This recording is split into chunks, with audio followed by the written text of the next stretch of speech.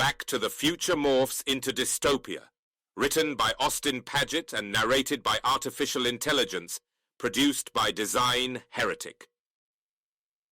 It is 2023, 8 years after 2015, the year of flying cars and climate-controlled clothing that Marty McFly traveled to in a time machine.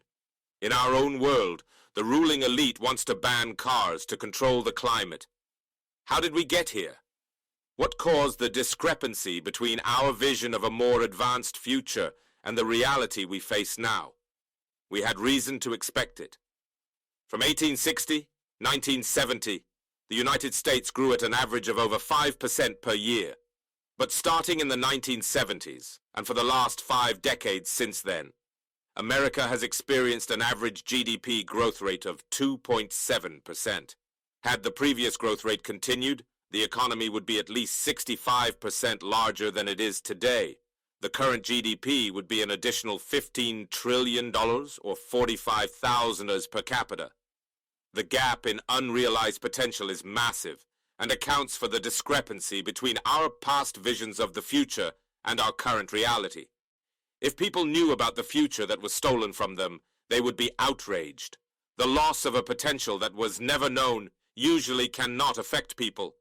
But there is a growing sense that something doesn't add up. In the new reality of anemic growth, a strange mix of cutting-edge technology and crumbling infrastructure is emerging. This is mirrored in contemporary science fiction, which is more likely to depict a dystopian future than one like that envisioned by the Jetsons or a Jules Verne novel. How did this happen? What sent us so wildly off the path set by previous achievements? There is a common political narrative that the laissez-faire push to deregulate and cut taxes under Reagan in the 1980s resulted in a consolidation of wealth and corporate power that led to our current malaise. The main problem with this narrative is that there was no recent laissez-faire moment. Regulation and public spending continued to increase through the 1980s. When the government couldn't raise taxes high enough to keep up with spending, it just inflated the money supply, a strategy that became easier when the gold standard was fully abandoned in 1971. Starting in the late 1960s, the number of pages published in the Federal Register exploded. The number of pages of the Code of Federal Regulations, which is thought to reflect the overall regulatory burden, has increased by a factor of 10, from 20,000 to over 200,000 pages. The longest period of low growth in our history is also characterized by the expansion of the regulatory state. Corporate consolidation skyrocketed in the same period. In 1970, the top 4 companies in any given industry made up on average 20% of the market share. Today, the top 4 companies in any given industry control roughly 80%. Regulatory monopolies create single points from which special interests can control whole markets and enrich the wealthiest people. They are fully endorsed by the elite institutions, yet sold through the pretense of keeping vulnerable consumers safe from asymmetries of power. People who legitimately care about the poor or the environment should not support these federal agencies. The viewpoint that regulations lead to improved standards puts the cart before the horse.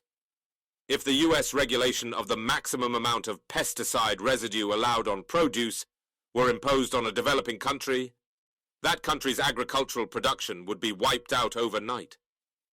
Reducing the use of chemicals, when done correctly, saves resources and improves soil quality and yield, but it also requires a great deal of knowledge and technology.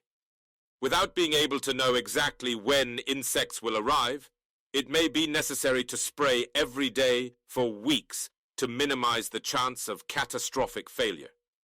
Without knowing how to implement a system of crop rotation correctly, the soil will likely degrade over time.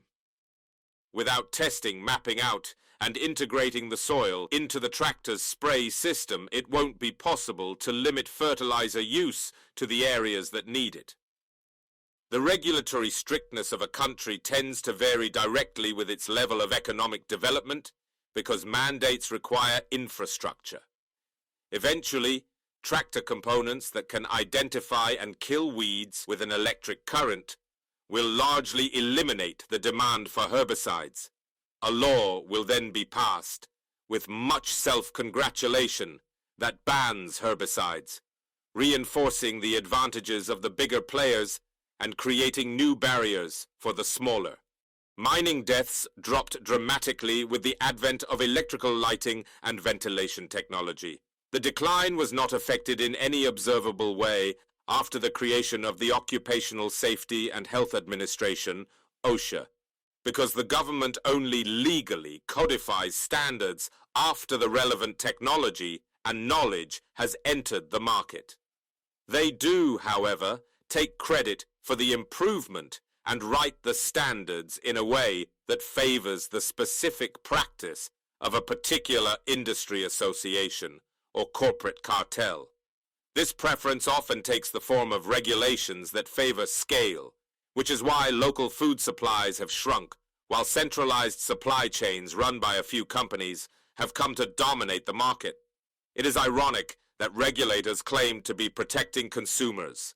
Surveys show that 96% of consumers think locally produced food is the freshest, healthiest, and most nutritious food. Regulatory restrictions slow the rate of innovation by creating barriers to market entry, but also by protecting corporations that operate within the confines of the regulatory standards from legal liability for harming consumers or the environment. Regulatory capture was described by Lao Tzu 2,500 years ago in China. In the kingdom, the multiplication of prohibitive enactments increases the poverty of the people, and the more display there is of legislation, the more thieves and robbers there are. Such policies drastically increase income inequality, not to keep you safe, but so that special interests can bring back mercantilism by controlling markets as guilds once did. The resulting lack of options facilitates technocratic control of society. Nothing would hurt the average billionaire more than to see the average American stop falling for this ruse.